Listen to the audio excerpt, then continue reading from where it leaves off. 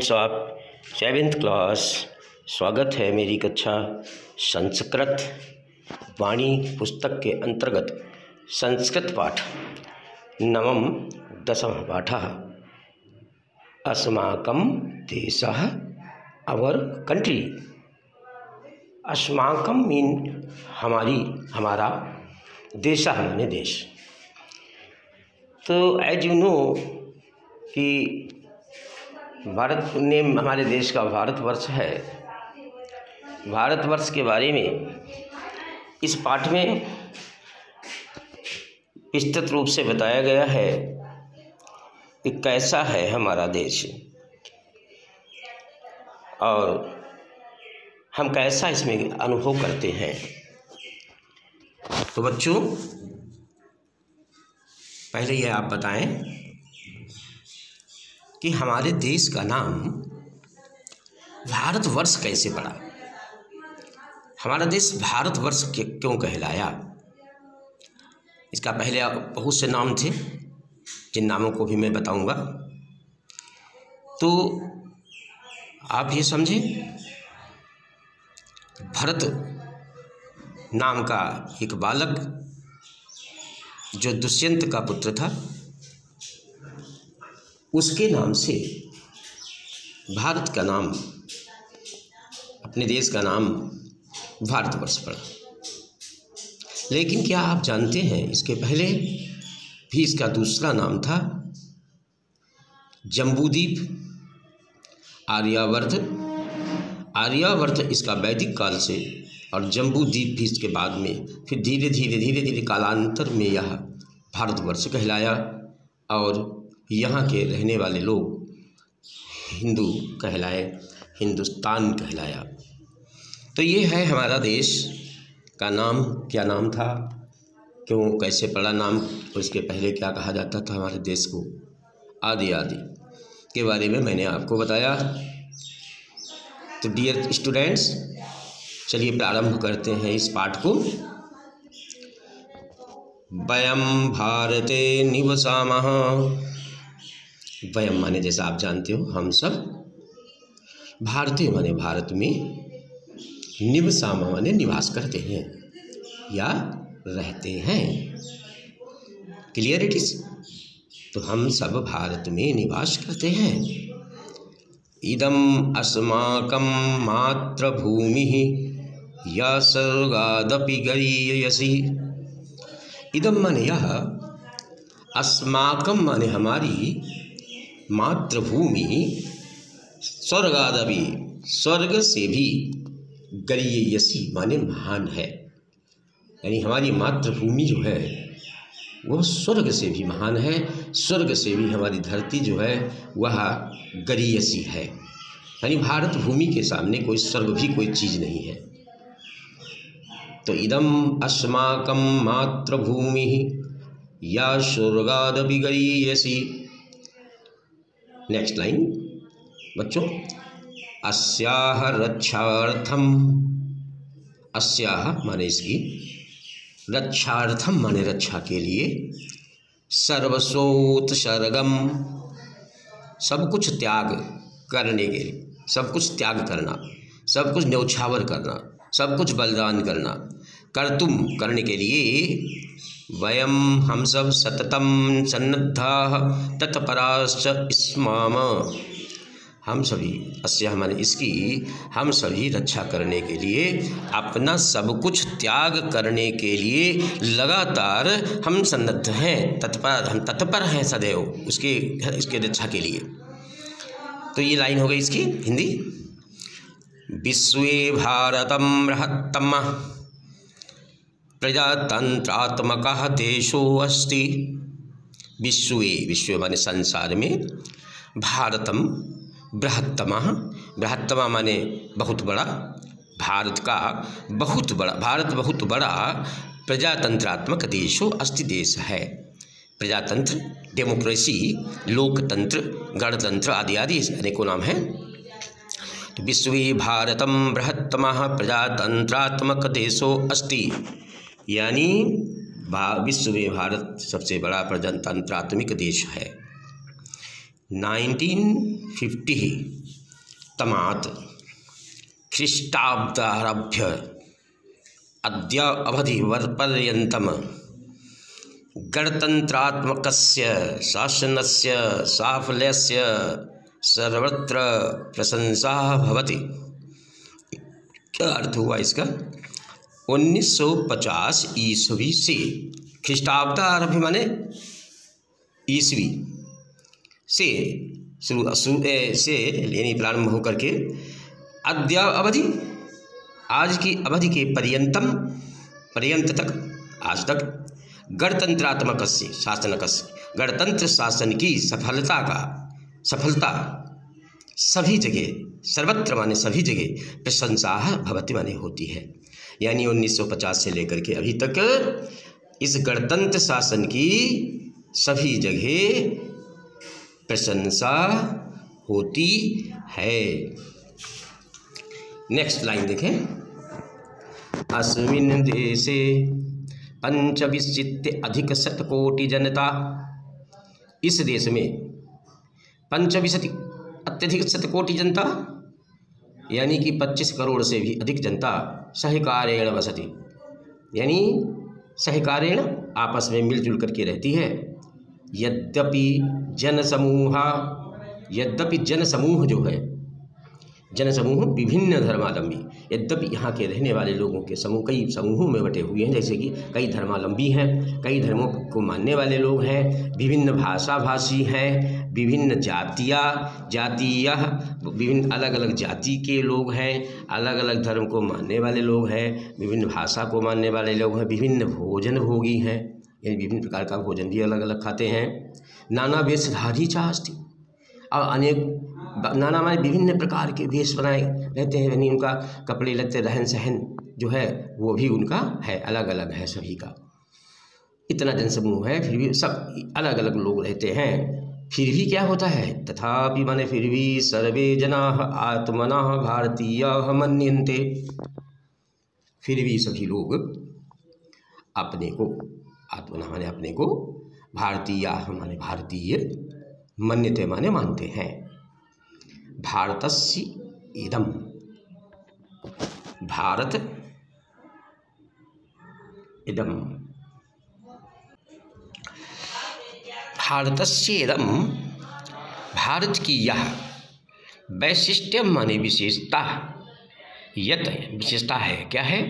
यत माने कि वैषम्ये सति सर्वे जनाः, विषम कारण में, यानी वैषम्ये विषम समय में, सर्वे जना सभी लोग, एक सूत्र में मणिगणराविरिव प्रोताः सन्ति, जिस प्रकार से मणि जो है एक माले में पूही रहती है, माले में एक एक दाना उसका लगा रहता है और वो माला तभी बनता है, उसी प्रकार से वह सभी लोग एक सूत्र में पिरोए होते हैं। सभी लोग विषम परिस्थिति में एक सूत्र में बन जाते हैं।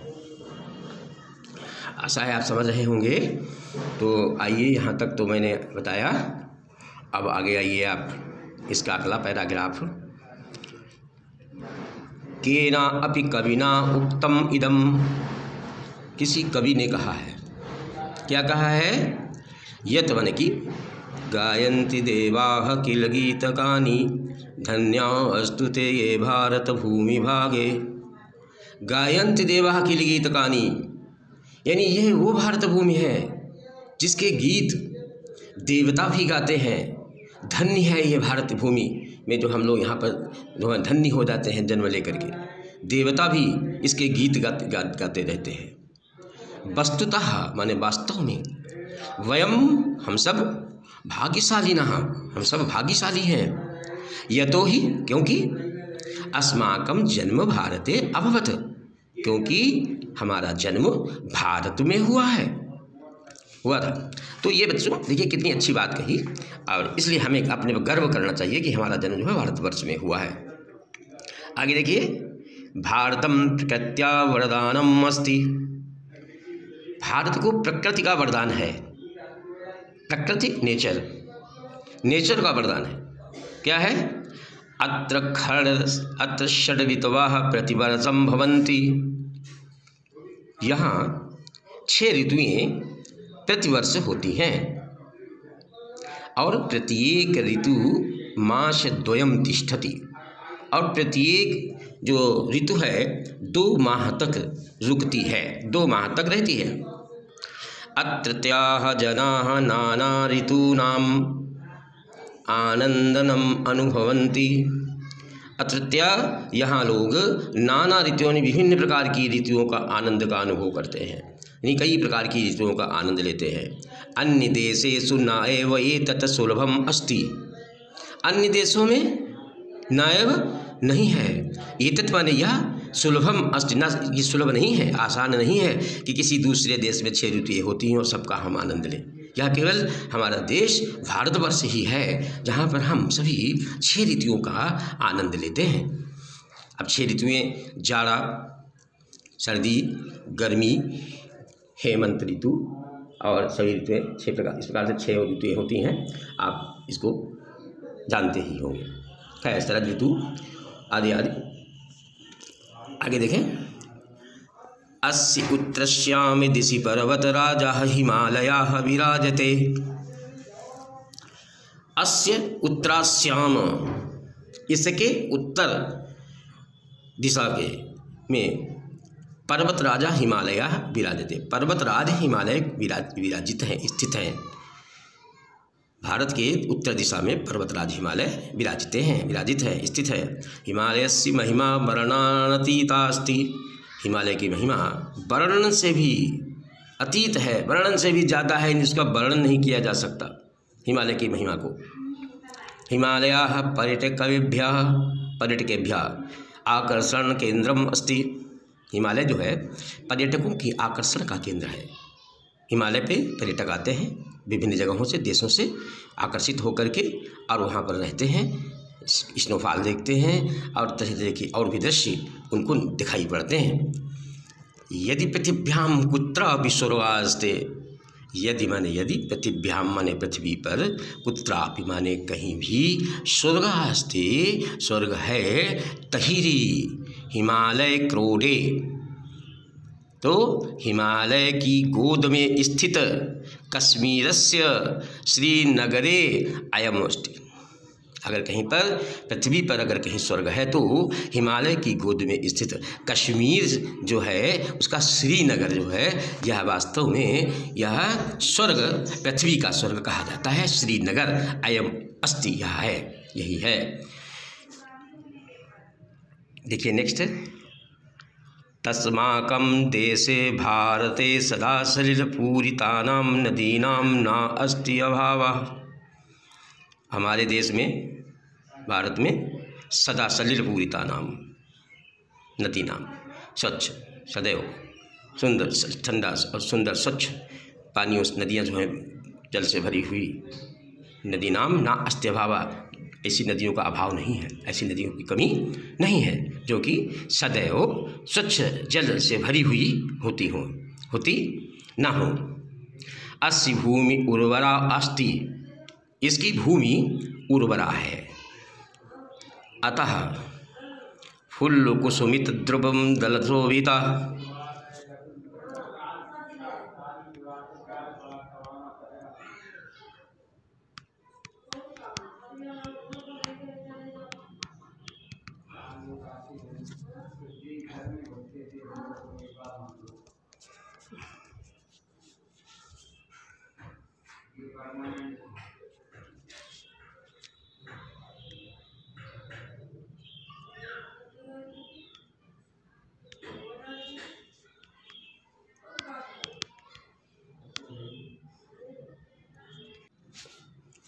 हाँ, अतः फुल्ल कुसुमित द्रुमदल शोभिता।